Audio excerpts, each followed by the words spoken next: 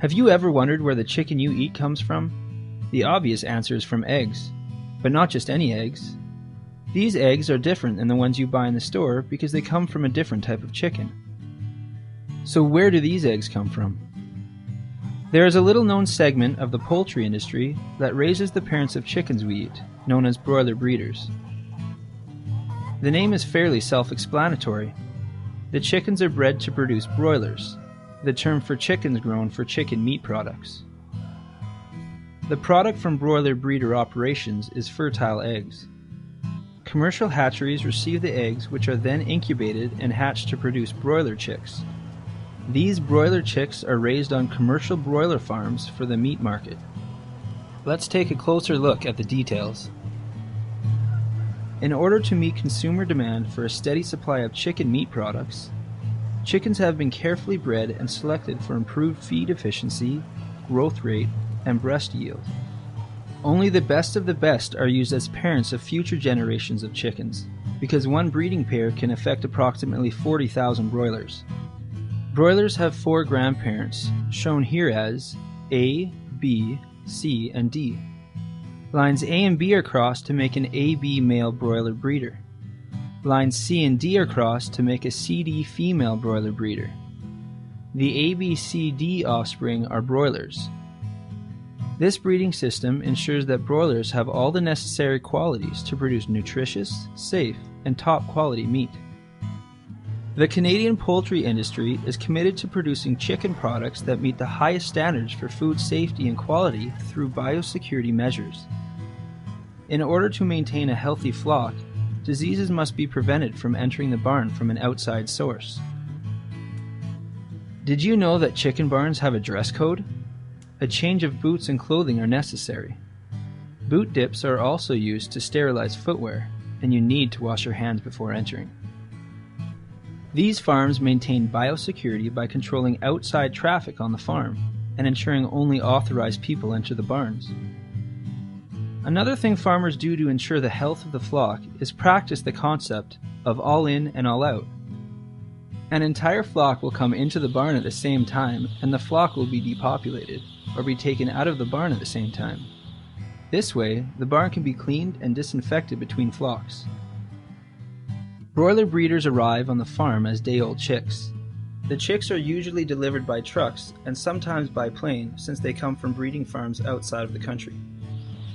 What happens until these chicks are old enough to start laying eggs? There are 2 stages in a broiler breeder's life: rearing and breeding. Producers have separate barns called pullet barns, where the chicks are reared.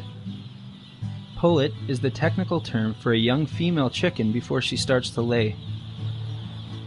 For the first couple of days after the chicks arrive, they are provided with high light intensity and 23 hours of light per day to encourage eating and drinking. Since the desired product is fertile eggs, most of the chickens on broiler breeder farms are hens. At the hatchery, chicks are sorted and counted according to sex. Now for a quick chicken anatomy lesson. In birds, the reproductive and digestive tracts share a common exit, called the cloaca or vent. The chick's cloaca is everted and examined to determine its sex.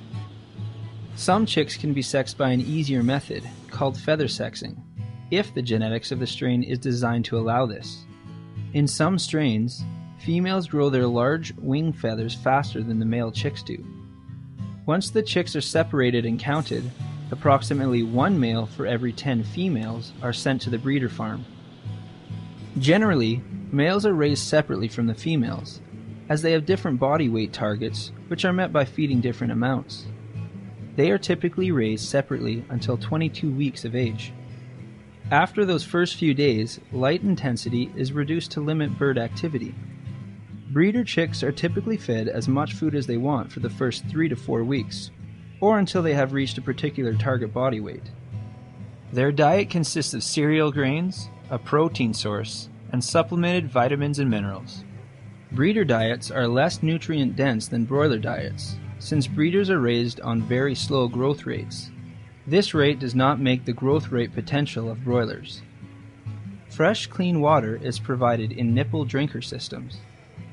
Proper ventilation is crucial to maintaining a healthy, productive flock by providing clean air and keeping the litter dry.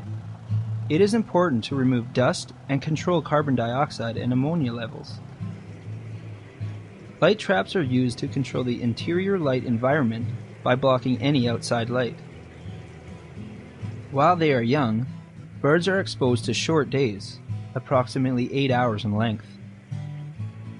The young birds are called chicks until their down starts to be replaced by feathers. Flock uniformity is important throughout the production cycle. It is maintained by providing enough space for all the birds to eat at one time, so there is no competition at the feeders. Uniformity is desirable because this impacts how the hens begin to produce eggs. Hens are fed early in the morning after the lights come on. One management tool sometimes used to optimize the distribution of feed and uniformity is to provide the birds with 2 times the normal allocation on alternate days. Skip-a-day feeding allows the birds to fill up their digestive tracts at each feeding and maximize their intake. Most producers feed once per day using automatic feeding systems. Birds have to be weighed often to know how much to feed them and to monitor flock uniformity. Weighing can be done manually or automatically. Ideally, at least 50 birds should be weighed at a time to give accurate data of the entire flock. Automatic scales weigh the birds that jump on and record the weight remotely. These scales are good tools for observing small changes in growth among the flock. Specific amounts of feed are provided to ensure the birds are maintaining a certain growth rate. Because these birds are bred for rapid growth, it is necessary to limit their feed intake so they don't become obese and unhealthy. Their feed is in a mash form so that it is palatable to the birds, encouraging them to eat their allotted amount of feed.